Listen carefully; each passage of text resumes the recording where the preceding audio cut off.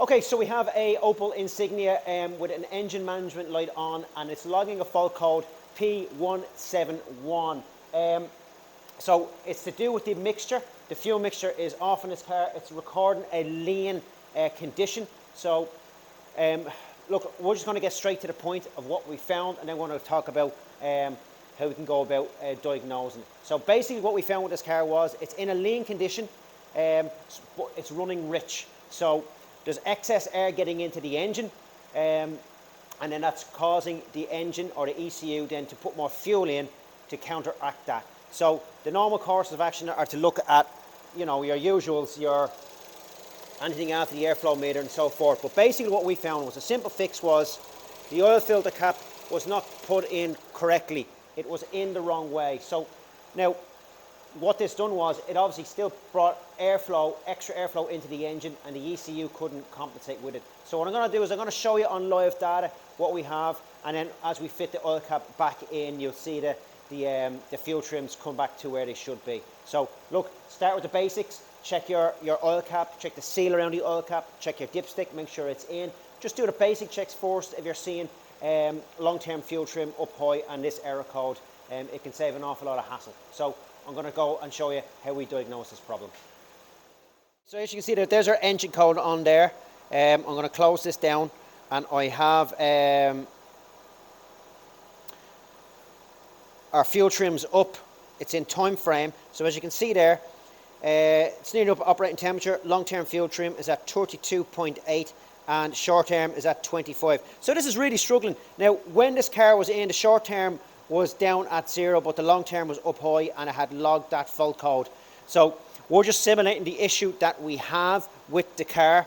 So the reason why the long-term is high, obviously there's extra air getting into the engine that it doesn't understand why it's there. So to compensate, to keep the engine running, it's going to inject more fuel in, which is going to cause the engine to run rich because there's so much fuel in there. So the customer's going to notice it at the pumps, but this is going to, if it stays up there for a long period of time, it will relog a fault code, especially two of them being up there. So our oil cap, we're going to fit it back in, and you can immediately hear the engine change, and we'll look at we'll see the short term start to drop down immediately. That should go into the minus to pull the long-term fuel trim down to where it needs to be.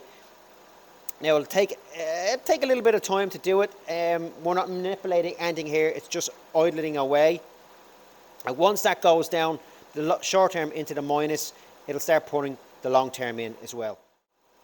Now there, as you can see, the short term is down at minus 13, and it's starting to pull the long term fuel down, and it should get it down to close to 0. Anything, if you're looking at anything minus 10 to plus 10 is where you want it. You want it obviously under that. So as you can see there, it's coming down. Short term is starting to come back up.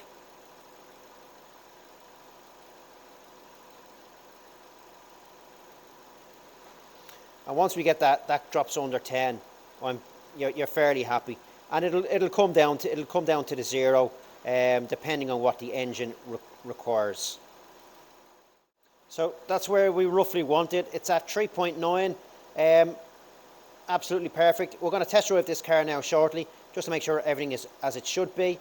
But simple enough fix and problem solved. As you've seen there, look, that was a simple fix, but you still have to go through the process of obviously reading the fault code, looking at fuel trims, and then knowing where to go from that, from what the readings that you're getting.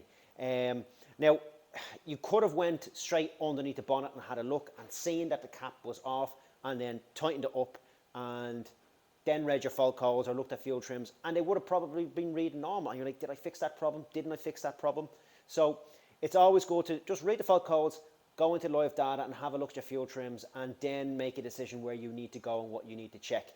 And if you find the problem, then after that, brilliant, it's confirmed, and then once you fix it, you'll see the fuel trims come back to where they should be. So look, obviously somebody topped the oil up and didn't fit the cap back the way it should be.